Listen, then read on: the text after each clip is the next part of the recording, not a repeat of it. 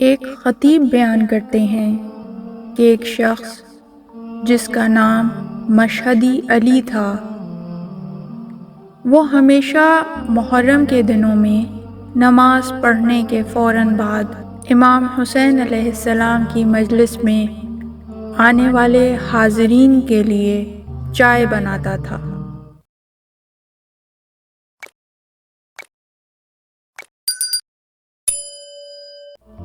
اس کا ایک دن اچانک انتقال ہو گیا۔ وہ خطیب اس کے مزار پر گئے اور اس کی قبر کو مخاطب کرتے ہوئے کہا کہ تم نے ایک عرصہ ابا عبداللہ الحسین سید الشہداء کی خدمت کی ہے، ذرا بتاؤ کہ تمہیں اس کا مولا نے کیا اجر دیا؟ وہ خطیب 3-4 روز تک اس کی قبر پہ جا کر یہ سوال پوچھتے رہے، اور کہتے ہیں کہ پھر ایک رات میں نے اسے خواب میں دیکھا اور اس سے کہا، مشہدی علی کیسے ہو؟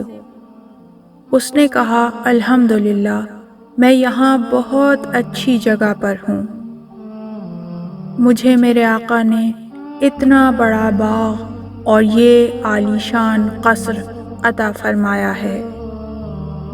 میں نے تعجب سے دیکھا، وہ واقعاً ایک عالیشان جگہ تھی۔ وہ خطیب کہتے ہیں، میں نے اس سے کہا، ذرا بتاؤ تمہارے ساتھ کیا ہوا اور تم نے کیا دیکھا؟ مشہدی علی کہنے لگا، میری قبر کی پہلی رات کو میرے آقا و مولا امام حسین علیہ السلام خود تشریف لائے اور میرا استقبال کرتے ہوئے فرمایا، اے میرے عزیز مشہدی علی خوش آمدید۔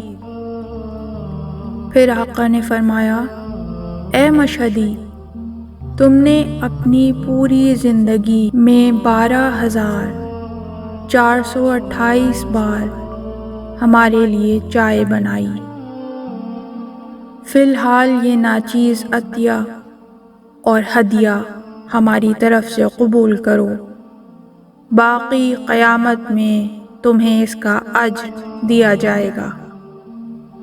میں نے دیکھا، یہ کہتے ہوئے مشہدی علی گریہ کرنے لگے۔ میں نے کہا، اس میں رونے کی کیا بات ہے؟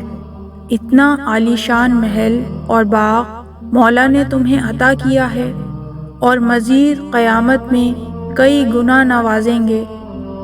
کہنے لگا، نہیں، میں اس پر گریہ کر رہا ہوں کہ کاش پہلے مجھے معلوم ہوتا کہ میرے آقا و مولا میرے اس حقیر سے کام کا بھی اتنا دقیق حساب کتاب رکھتے ہیں تو میں صرف چائے نہ بناتا بلکہ خود پیالی میں ڈال کر لوگوں تک پہنچاتا۔ عزاداران حسین، مولا کی نوکری کو کم نہ سمجھیں، اس مقام پر کوئی بھی چیز کم اور زیادہ نہیں ہوتی، بلکہ خلوص کے ساتھ کیے ہوئے ہر چھوٹے اور بڑے کام کا دقیق حساب کتاب ہوتا ہے۔ بی بی فاطمۃ الزہرا سلام اللہ علیہا اور ان کی ذریت کے لیے جتنا کیا جائے کم ہے، اس کے باوجود قیمتی ہے۔ امام صادق علیہ السلام فرماتے ہیں، ہمارے ظلم پر غمزدہ کی سانس لینا تسبیح ہے اور ہماری خاطر غمگین ہونا عبادت ہے۔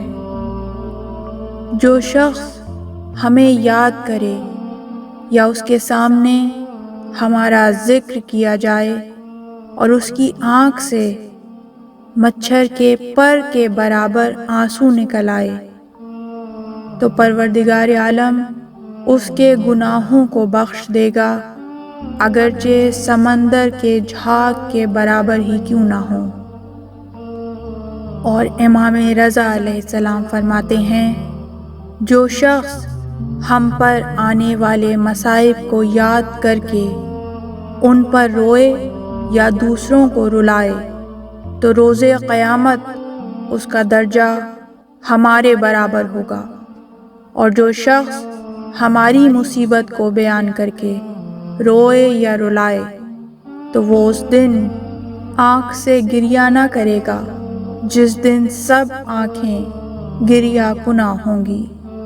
اور جو شخص ایسی مجلس میں بیٹھے جس میں ہمارے امر کو زندہ کیا جا رہا ہو تو اس کا دل اس دن مردہ نہیں ہوگا جس دن سب دل مردہ ہوں گے۔ امیر المومنین علی ابن ابی طالب علیہ السلام فرماتے ہیں، خداوند متعال نے ہمیں منتخب کیا اور ہمارے لیے شیعوں کا انتخاب کیا جو ہماری مدد و نصرت کرتے ہیں، ہماری خوشی میں خوش اور ہماری مصیبت پر غمگین ہوتے ہیں، ہماری راہ میں اپنا جان و مال قربان کرتے ہیں، وہ ہم سے ہیں اور ہماری ہی جانب آئیں گے۔